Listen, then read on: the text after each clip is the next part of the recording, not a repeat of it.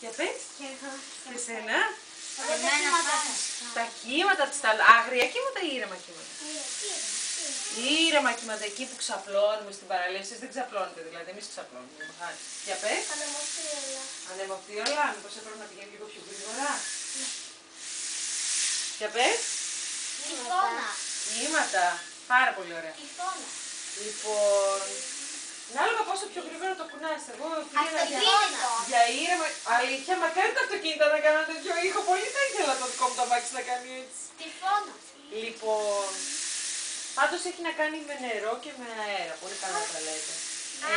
Να έρχεται αέρα σου μέσα στη θάλασσα και να κάνει κόρυβο. Κυρία. Έλα. Κάποιες φωτούλες που Τις κουνάει το νερό. Ναι. Λοιπόν, πάντως μας βάζει έτσι σε ένα κλίμα καλοκαιρινό, έτσι δεν είναι? Για να ξεκινήσουμε τη δικιά μας καλοκαιρινή ή ανοιξιάτικη ιστορία και θέλω να σας εξηγήσω πώς θα χρησιμοποιήσουμε αυτές τις τρεις μαγικές μου τσάντες για να φτιάξουμε την ιστορία μας. Να εξηγήσω ότι κάθε τσάντα έχει ένα από τα βασικά στοιχεία μιας ιστορίας.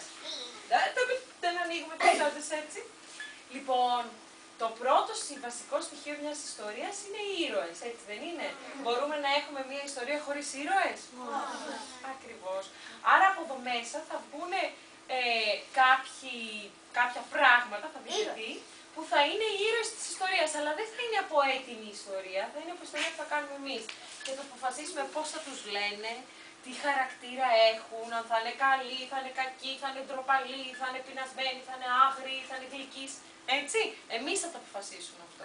Εντάξει, άρα αυτή είναι η τσάντα με τους Ήρωες. Πολύ ωραία. Αυτή η ροζουλή είναι η τσάντα με τα μέρη. Με το πού μπορεί να ζουν αυτοί οι ήρωες ή που μπορούν να ταξιδεύουν, που μπορεί να πηγαίνουν ή από που μπορεί να έρχονται. Θα δούμε. Άρα αυτή είναι η τσάντα με τα μέρη.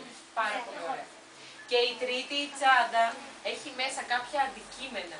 Και αυτά τα αντικείμενα είναι πολύ σημαντικά γιατί μία ιστορία για να έχει νόημα να τη λέμε, να έχει σημασία, να θέλουμε να την ακούσουμε, συνήθως έχει ένα πρόβλημα και συνήθως έχει και μια λύση.